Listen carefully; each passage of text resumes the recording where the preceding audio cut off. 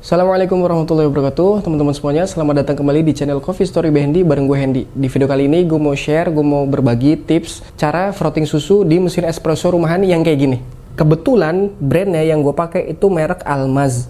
Tapi kurang lebih frotting susunya nanti akan pakai steamer tip yang modelnya kayak gini, pendek, dan terus ini tuh sebenarnya biasanya ada besi ininya untuk frotting cappuccino. Jadi ketika untuk frotting latte pasti ini kita lepas. Nah, berdasarkan pengalaman gue ketika gue pakai mesin espresso yang kayak gini untuk bikin latte art itu cenderung agak sulit kalau menurut gue. Mungkin teman-teman di luar sana ada yang juga merasakan hal yang sama, atau mungkin kalian udah ketemu nih teknik yang paling enak, yang paling nyaman untuk bikin atau frotting susu pakai mesin espresso yang akan gue coba untuk frotting susu kali ini. Nah, teman-teman mungkin cara ini yang akan gue share, yang akan gue bagikan itu bisa bermanfaat dan mungkin kalian juga bisa mempraktekkan sehingga tujuannya itu kalian juga bisa untuk frotting susu di mesin espresso yang kayak gini, entah merek Almaz seperti yang gue pakai ataupun merek yang lain dengan steamer tip yang modelnya sama, itu bagus untuk bikin latte art. Jadi standar untuk frotting susunya itu terpenuhi untuk latte art ya. Saya ini silky juga glossy, dan ketika kita bikin pattern itu tujuannya patternnya akan terlihat bagus di atas latte art kita. Tujuannya seperti itu kurang lebih. Oke, langsung aja.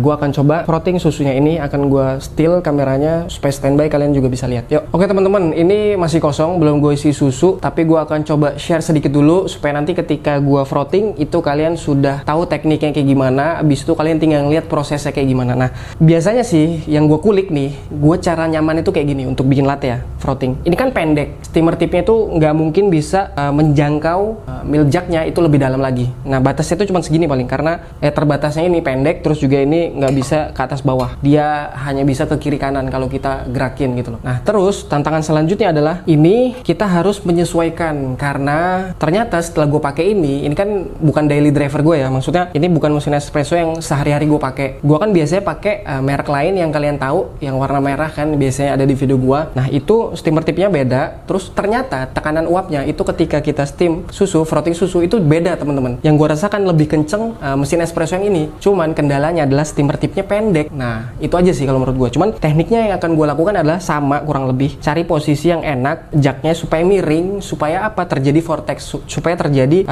susunya itu berpusar dan berputar, kurang lebih kayak gitu. Itu konsep dasarnya. Seperti biasa, pertama kita akan stretching dulu, atau aerating, atau apapun lah yang kalian sebut. Intinya adalah memasukkan udara ke dalam susu supaya terjadi microfoam. Itu targetnya pertama, tujuannya ya. Yang kedua, bikin si susu itu berputar. Gimana caranya supaya susu itu berputar? Setelah gue coba di sini ya harus dimiringin dengan kemiringan tertentu teman-teman. Gue nggak bisa ngasih tahu ini berapa derajat kemiringannya, cuma nanti kalian coba-coba atau kalian mau cocokin dengan video ini silahkan. Yang ketiga adalah tunggu sampai panasnya itu mencukupi, nggak terlalu panas juga nggak terlalu dingin gitu loh. Maksudnya panasnya itu pas untuk kita minum gitu. Selanjutnya adalah teknik yang mau gue kasih tahu. Ini gue kan kalau pakai mesin espresso rumahan yang gue pakai, biasa gue pakai itu gue langsung fullin. Proses steamingnya itu langsung gue fullin. Kalau yang ini gue akan coba sedikit dulu. Pada saat stretching gue akan buka steamer tipnya itu, knopnya itu sedikit dulu. Nah, kira-kira kalau gue lihat sih di sini ya, di tombol yang satu, yang pertama. Jadi kan di sini ada tombol titik gitu untuk penunjuk seberapa tinggi kekuatan uap yang dihasilkan pada steamernya saat kita gunakan gitu loh. Nah, pertama sih gue akan coba buka knopnya itu sedikit aja, sedikit. Setelah stretching tercapai, foamnya cukup, itu baru gue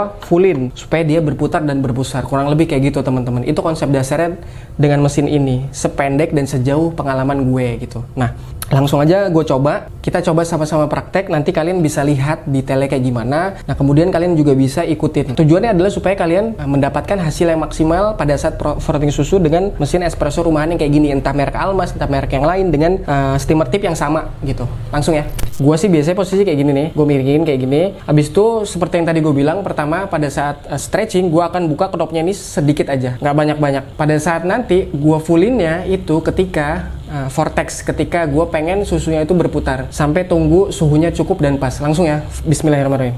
Kalian bisa ikutin caranya.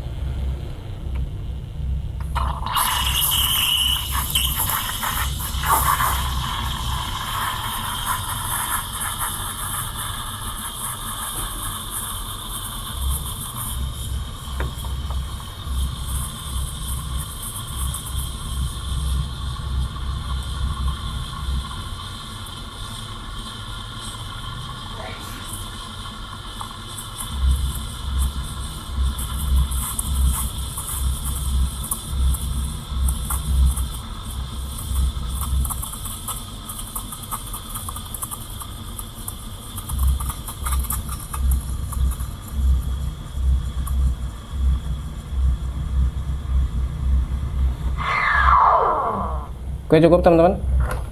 Nih hasilnya. Bagus ya. Langsung gua akan coba puring latte art ya. Cepet-cepet ya. Ya langsung ya, gue purung. Bismillahirrahmanirrahim.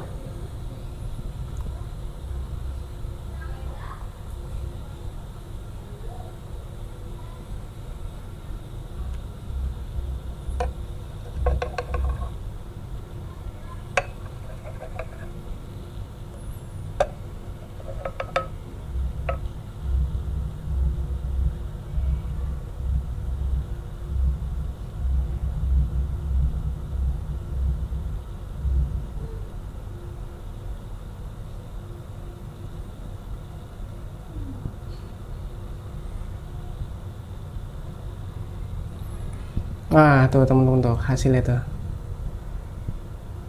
Kurang lebih. Inilah dari frotting susunya. Nah, ini tadi hasilnya dari frotting susu dengan mesin ini.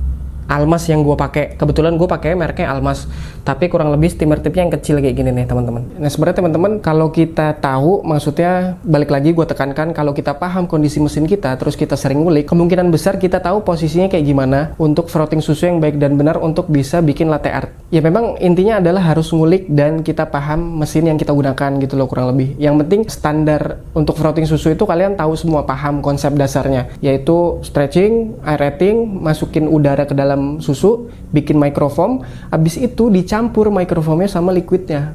Kurang lebih kayak gitu sih teman-teman. Terus tunggu sampai suhunya itu cukup untuk kita minum, kurang lebih kayak gitu ya. Nggak terlalu panas, terus juga nggak terlalu masih dingin gitu loh. Ya pas lah. Ada yang bilang 55 sampai dengan 60 derajat Celcius. Nanti disesuaikan dengan kebutuhan kalian maunya kayak gimana. Ini hasilnya kurang lebih ya, yang tadi gue udah bikin tuh. Iya. Dan lagi-lagi teman-teman mohon maaf, gue bukan latte artis, gue hanya latte art enthusiast yang coba berbagi tips dan trik untuk bikin latte art di rumah.